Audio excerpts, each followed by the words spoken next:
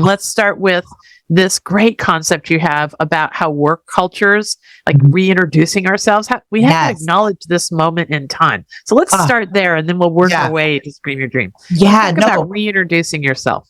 I think that this is one of the things that is a light bulb moment or a light switch moment. You know, those little things you can do that light up a whole room, this kind of small flicker that can change the way in which we see things. I think that so many of us are being treated as we were, not as we are, right? So people know us in a certain aspect of our life, right? They met us as a coordinator, and now we are a director, and we have not reintroduced ourselves in this new role.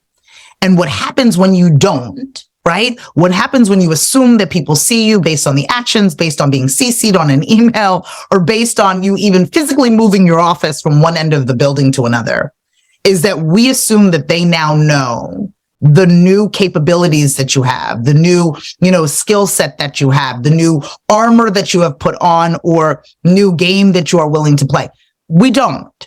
And it's so easy to be able to treat people the way in which we knew them. And what I require everyone to do, or what I'm asking everyone to do as a request, is to say, how should I reintroduce myself to people who know me? How do I reintroduce myself to my family, to my loved ones, to my coworkers, to my employees? How do I reintroduce this opportunity? And how do I make sure it is plain, who I am now versus who I was when you met me? And that's not to be boastful or braggadocious. It's to share the truth of who you are in this moment, so you can be treated accordingly and seen justly.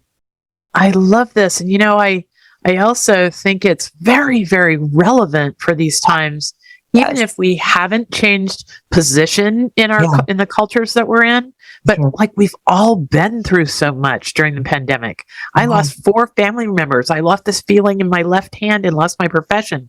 I broke my leg, was in a cast for 4 months, ankle to groin. There's so many things that are different about me. And if I haven't talked to someone in 2 years because of the pandemic, I love this reintroducing yourself to people concept, because I'm a different person than I was when they knew me. Maybe I'm nicer. Right? Maybe you're nicer, right? Or maybe you're more stern. Maybe you have more boundaries. Maybe the things that you were willing to condone are no longer the things you are willing to condone, but there is an active role you must play in reintroducing yourself. The assumption, and a lot of us are doing it with family, right? I think that there's especially roles that you play as, I'm a middle child, so obviously no one's surprised about that, but I'm a middle child. And then there's also, younger children and adult children and older children who have taken on the burden, who no longer want to take on that burden anymore. It is not okay to just assume, right, that everyone sees you as your new self. You must reintroduce yourself. Now, that doesn't mean that automatically everybody's going to treat you as you are, as opposed to as you were, but that you have laid the line in the sand. You have said, okay, listen, this is, in plain words, this is who I am in this moment. This is who I am moving forward. I want you to hear and see me in this new role. And here I am walking into this space, right? And I think that that's a really important treat for yourself. Again, going back to elevating your voice is a selfish act. It is a wonderful thing to be able to do so. So now you have peace of mind that you have shared the new you with people that know, like, and trust you. Wow. And so many of us have come so far through the pandemic. Gosh, people who had to take care of their aging parents. I went through the death of my mom after the whole pandemic, her going from one institutional living setting to another. Other people had to educate their kids at home, their little 7-year-old that was so bright, and they weren't teachers. I mean, we've all been through so much.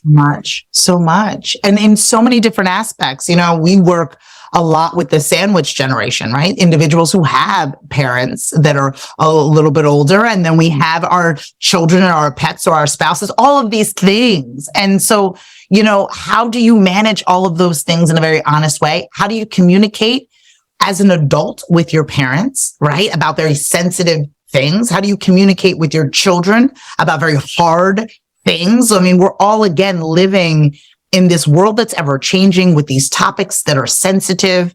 How do we communicate and elevate our voices so we're seen and heard? The only way to come at that is exactly as you are in the moment.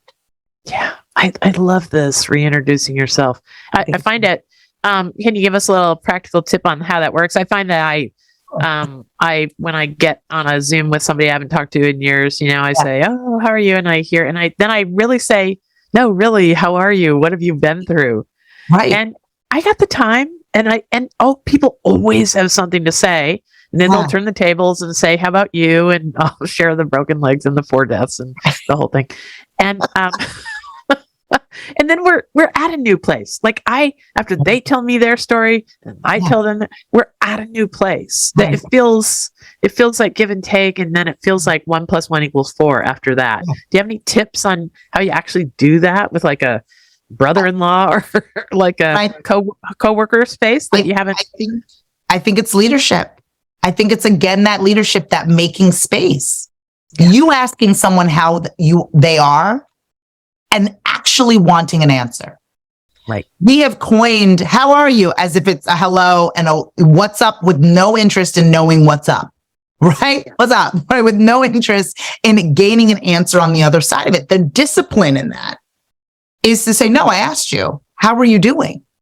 And sitting and wanting the answer, because that is a physical piece of discipline, to sit and actually want to receive the answer to the question in which you have posed to someone. Ideally, what happens next is just common manners, then also requires discipline. So now, how are you?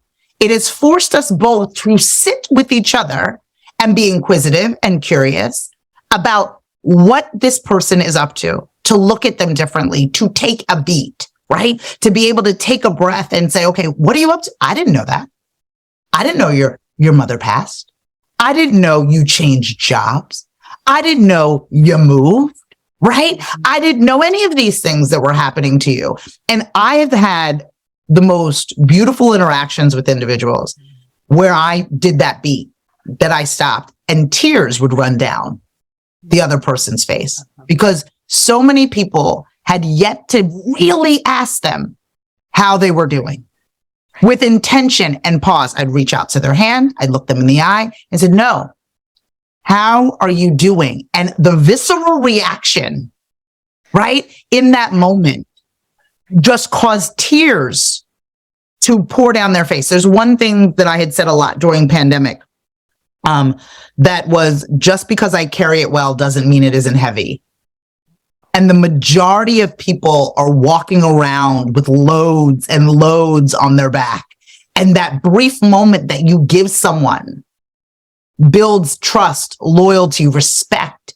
They feel seen, they feel heard, and they will be able to do that. And I think, too often we're not checking on our strong friends. Too often we're not checking on those individuals that are like, I'm fine, it's fine, I got it, all things.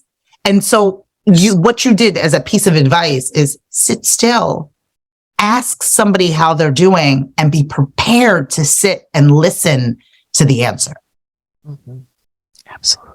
Gosh. Mm-hmm. And you're right. I got goosebumps while you're talking there a second ago, because there are moments like that almost every time I've had the presence of mind. I don't have the presence of mind to do it every time, but each time I do it, what I can reassure people is, when you do it, it just makes it easier to do it the next time and the next time and the next time, because you get such an amazing connection with people that way.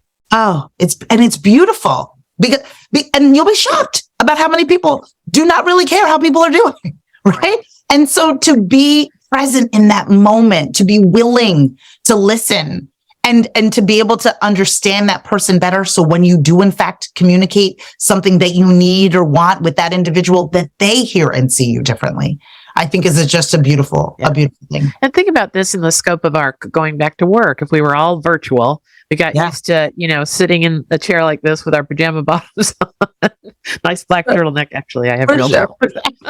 And now we're going back to work at whatever pace that looks like. And we literally haven't been in the same room with people. And I think it's super important, this reintroducing ourselves in some way that's not obnoxious. So, so that, and that does elevate the voice of others. It's so beautiful. It does. And taking a step, another suggestion is taking a step out of the multifaceted Zooms with 90 million people or 50 people and having a one-on-one, if it is in your pajama bottoms, but giving somebody 15 minutes of your time that you're like, just tell me about you. How the kids?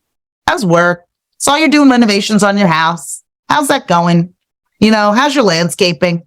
Like giving that moment and going back to like, what are those little moments that are going to keep you retained or keep those employees retained? It's simply that caring moment, that touch base. They're not asking you to be completely vested in their new porch. They're just asking you to be inquisitive about something that's happening to them that might be weighing on them and giving them, again, that leadership, giving them space in order to be seen and heard.